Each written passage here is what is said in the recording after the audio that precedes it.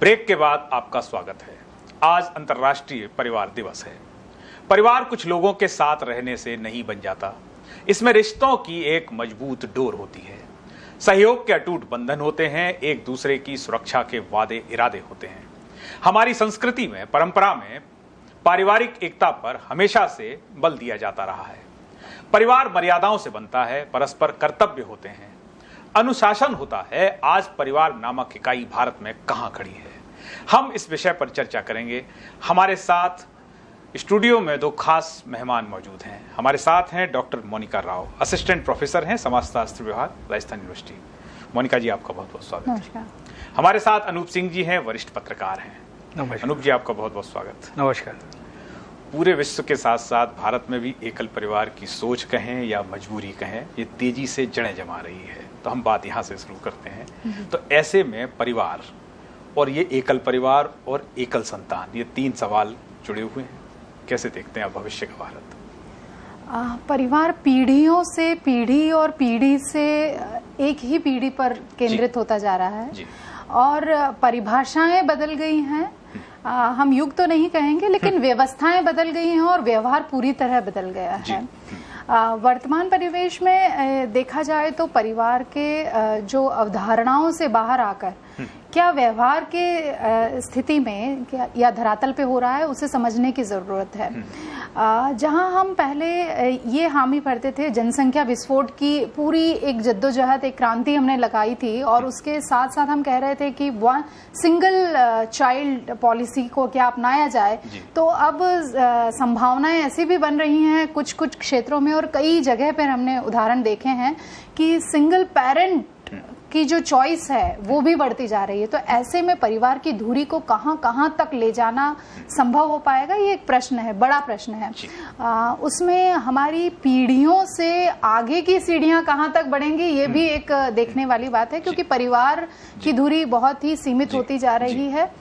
लेकिन इसमें हमें ये सोचना पड़ेगा कि क्या व्यवहार में, क्या भावनाओं में, क्या रिश्तों में भी वो सीमितता आ रही है, और जहां तक हम आंकड़ों को देखें तो वो सीमित होते जा रहे हैं। ये समाज में दिख रहा है। अनूप सिंह जी, भारत तो सदैव से परिवारों का देश रहा, फिर ऐसे में ऐसा क्यों दिख रहा है कि इस संस्था की संरचना जो है विखरती सी, जैसा अभी मोनिका जी ने कहा? अभिषेक जी, मेरा ये मानना है कि अपना जो माइंडसेट है, कम से कम साउथ एशियन माइंडसेट जो है, वो पता नहीं क्यों joint family versus nuclear family में ही उलझा रहता है। अपन अगर आंकड़ों को देखें तो सन 2001 से लेकर 2011 तक जो फैमिली सेंसस अपना आया, उसके अंदर 17 करोड़ न्यूक्लियर फैमिलियां 2011 में थी और 13 करोड़ समथिंग फैमिलियां 2001 में थी। अब सवाल ये उठता है कि क्या हम अपने माइंडसेट से हर समय न्यूक्लियर फैमिली को हर समय कंडेम करें? आज की जो वर्तमान परिस्थितियां हैं वो जॉइंट फैमिली को किस तरह से, आप ये देखिए कि शहरों में एक अगर 14 या 15 लोगों की जॉइंट फैमिली है, उसके पास एकोमोडेशन की कहां से व्यवस्था हो पाएगी? या हमारी नौकरी पेशा की वजह से हम एक शहर से दूसरे शहरों में जाते हैं। तो न्यूक्लियर फैमिली वर्सेस जो जॉइंट फैमिली है, उसका तर्क अपन कहीं ना कहीं क्या है, भावनात्मक ज्यादा ले लेते हैं कि न्यूक्लियर फैमिली खराब है और जॉइंट फैमिली अच्छी है। ये तो बात हुई। और दूसरा कि मानव की उत्पत्ति के साथ परिवार का रहना उस समय बहुत जरूरी था, क्योंकि मानव छोटे छोटे समूहों में रहता था। अपने एग्जिस्टेंस के लिए उस समय उसको बहुत जद्दोजहद करनी पड़ती थी, इस वजह से उसने फैमिली को एक साथ। अनूप जी, न्यूक्लियर फैमिली की आलोचना इसलिए है कि जब बच्चा अकेला रहेगा, मदर फादर अकेला, तो उसमें जो नैतिक संस्कार हैं, क्योंकि हम बदलते दृश्य में देख रहे हैं कि दोनों ही वर्किंग हैं, तो सवाल वहीं से आ रहा है कि फिर ये नैतिक संस्कार कौन सिखाएगा? क्योंकि ऐसी शिकायतें भी आती हैं कि वो अपनी माँ से कुछ पूछता है तो माँ या पिताजी कहते हैं देखो बहुत थके हैं, अभी इस समय बात मत करो। आपने बिल्कुल सही फरमाया कि जहां तक नैतिक संस्कारों की बात है वो जरूर निरूपित होती है जब वो जॉइंट फैमिली में रहता है। लेकिन अपन फिर ऐसा कैसे कह सकते हैं कि अगर न्यूक्लियर फैमिली में कोई रहा है तो उसमें नैतिक संस्कार नहीं होंगे? अगर अपन दार्शनिक अगर विवेचना करें इसकी, तो क्या न्यूक्लियर फैमिली में सबके सब क्या अनैतिक या संस्कारहीन है? इस बात का जवाब हम मोनिका जी से लेंगे कि अवसाद या डिप्रेशन ये कब आता है, और जो अनूप जी कह रहे हैं इस बात को आप परिभाषित करें कि यह कितना आप एक समाजशास्त्री दृष्टि से ये कहाँ इनका तर्क जाके खड़ा होता है? अवसाद जब परिवार के जो हम अभी संकल्पना की बात कर रहे हैं और परिवार के भविष्य की बात कर रहे हैं, और उसमें अवसाद के साथ परिवार की भूमिका को अगर हम जोड़ें, तो अवसाद आप पर जब एक लगाव न रहे, आपके साथ लोगों का लगाव न रहे, या आप लोगों से लगाव न रख पाए, तो अवसाद बहुत जल्दी पनपता है। और ऐसे में परिवार एक ऐसी संस्था है जिसको आप ढूंढते हैं, और मुझे लगता है इससे ज्यादा सहजता से आपके अवसाद का परिमार्जन करने में कोई और सफल नहीं हो सकता।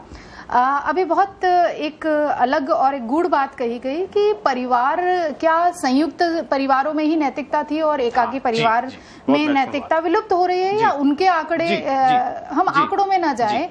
मेरा मानना यह है कि परिवार अपने आप में संयुक्त या नंबर गेम हम नहीं खेल सकते। यहाँ पर महत्वपूर्ण है कि आप जिस व्यवहार को सीख रहे हैं या आपको जो सिखाया जा रहा है, उसमें नैतिक जिम्मेदारी कौन ले रहा है।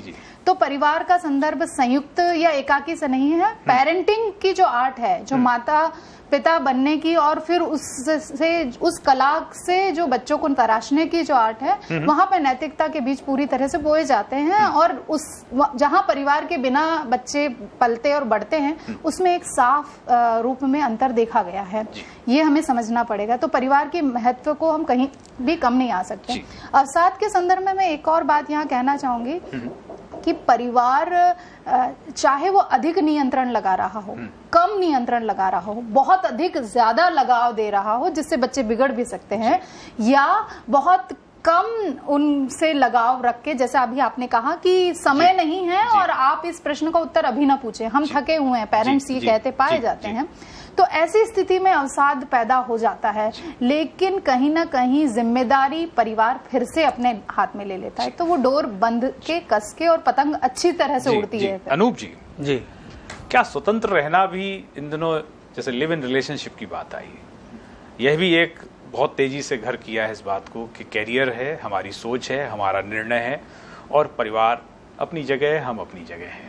यह भी एक वजह है जिसमें न्यूक्लियर फैमिली की वकालत अब होने लगी। हाँ, ये भी आपने सही फरमाया कि जिस तरह से न्यूक्लियर फैमिलीज का प्रादुर्भाव हुआ, और आपने एक अच्छा मुद्दा उठाया लिव इन रिलेशनशिप का।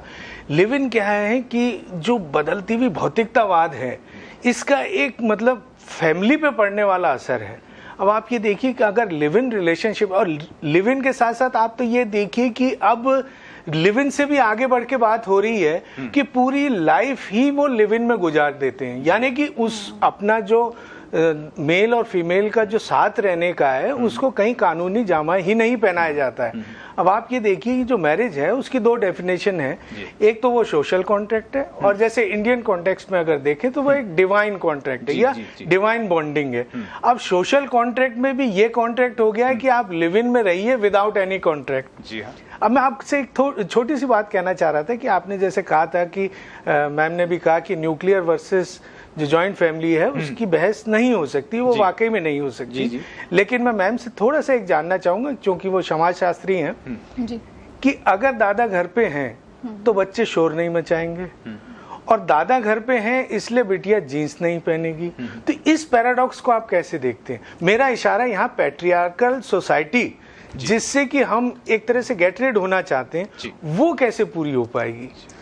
पहली बात तो जीन्स पहनना या न पहनने पर मेरी एक वो आपत्ति इस संदर्भ में है कि आप पे जो शोभनीय लगता है और जो आरामदेह है वो वेशभूषा पहनी जाए, तो हम इस बहस से बाहर आ जाते हैं। बिल्कुल, बिल्कुल। और हम अपनी जो केंद्र की बात है कि यदि पीढ़ियां साथ रहती हैं तो क्या फायदे हैं, और पीढ़ियों के संयुक्त परिवार एक नियंत्रण तो रखता है, और वो अच्छा नियंत्रण भी होता है। और साउथ एशियन कंट्रीज की जब हम बात करते हैं, स्पेशली इंडियन फैमिलीज की बात करते हैं, तो संयुक्त फैमिलीज अभी पूरी तरह से हमारे समाज से नहीं हटी हैं, लेकिन उनके हटने और जो नए स्वरूप के आने में जो अंतर है उसको हम इस तरह से देख सकते हैं कि नियंत्रण की जो कमी हुई है, जो कंट्रोल की कमी हुई है, अब ये ओवर कंट्रोल नहीं है, इसे हमें समझना पड़ेगा। लेकिन मोनिका जी, कैरियर भी एक इसमें बहुत बड़ा कारण है। बिल्कुल, कि चूंकि हम बच्चों को पढ़ा रहे हैं, उच्च शिक्षा, सारा अपना जीवन का सारा पैसा, सारा श्रम उन पे खर्च कर रहे हैं, उसके बाद ये तो नहीं हो सकता कि वो उसी शहर में नौकरी करे और आपने जो घर बनाया उसी में रहे। जी। तो ऐसे में उसका बाहर जाना अनिवार्य है, नियति है उसकी। और फिर ये शिकायत करना, जहां मैं फिर अनूप जी की बात कि जहां अनूप जी की बात, जो अनूप जी ने कहा ना कि न्यूक्लियर फैमिली को हम इतना क्रिटिसाइज क्यों करें, तो इसको, इस विरोधाभास को आप कैसे परिभाषित करेंगे? मैं बिल्कुल भी देखिए, मैं समाजशास्त्र की विद्यार्थी होने के नाते ये समझती हूँ कि क्या ऑट टू बी, क्या होना चाहिए कि चर्चा बहुत ज्यादा आवश्यक नहीं है, क्योंकि होना चाहिए से ज्यादा महत्वपूर्ण है हम चर्चा करें क्या हो रहा है और क्या किया जा सकता है। तो उस संदर्भ में जो न्यूक्लियर फैमिली है, कहीं भी हम उसकी आलोचना नहीं कर रहे हैं। हम ये समझने की कोशिश करें कि समाज का ताना बाना, जो व्यवस्थाएं हैं वो इस तरह से दौड़ रही हैं, इस तरह से बदल रही हैं कि नेचुरली हम जब इंश्योरेंस भी ले रहे हैं तो या तो बच्चों की एजुकेशन, बच्चों की मैरिज और आपका रिटायरमेंट, ये 3 पड़ाव ही हैं जहां पे आप बात करते हैं। हमारे पास समय कम है तो लास्ट 20 सेकंड दोनों के पास, कि परिवार नामक संस्था का न होना या उसका बिखरना सबसे ज्यादा क्षतिग्रस्त किसे करता है, पुरुष को या महिला को? पहले अनूप जी आप, फिर मैं मोनिका जी पे बात। परिवार का ना होना तो मेरे हिसाब से मेल और फीमेल, महिला और पुरुष दोनों को उसके भावनात्मक स्तर पर, मानसिक स्तर पर, शारीरिक स्तर पर सभी तरह से प्रभावित करता है। परिवार ऐसी संस्था है जहां तक मनुष्य जीवन पृथ्वी पर रहेगा, परिवार हमेशा रहेगा। मोनिका जी, ये वही प्रश्न है, परिवार का न रहना खुद परिवार को ही संकटग्रस्त कर देता है, जो चाहे उसके कोई भी सदस्य हों। पर मुझे लगता है कि महिलाओं की स्थिति हमारे यहाँ पर परिवार के न रहने पर साइकोलॉजिकली बहुत ही बड़ा ट्रॉमा कर देती है। पुरुषों के साथ परिवार न रहने पर जो भावनाएं हैं उनकी कमी होना ज्यादा दृष्टिपात करता है। लेकिन अगर संपूर्ण रूप से देखें तो परिवार के बिना तो आप कल्पना ही नहीं कर सकते कि समाज का अस्तित्व बना रहेगा। चाहे हम अकेले रहें, लेकिन अकेले चलते चलते भी हमें भीड़ के साथ भी परिवार को खोजना पड़ेगा। आप दोनों लोग स्टूडियो में आए, आपका बहुत बहुत धन्यवाद। परिवार का होना बहुत जरूरी है। बिना परिवार के आपकी सारी तरक्की, आपका सारा कैरियर अधूरा है। परिवार ही ना होगा तो आप अपनी खुशी किसके साथ शेयर करेंगे? इसलिए संयुक्त परिवार हो या एकल परिवार, बिना परिवार के दुनिया चलेगी भी नहीं। और हमें इस ओर तेजी से सोचना चाहिए, क्योंकि मनुष्य हैं, भावनाएं हमारे साथ हमेशा चलती हैं। तो यह था हमारा आज का संवाद। वक्त है एक ब्रेक का। ब्रेक के बाद फिर हाजिर होते हैं, कहीं मत जाइएगा।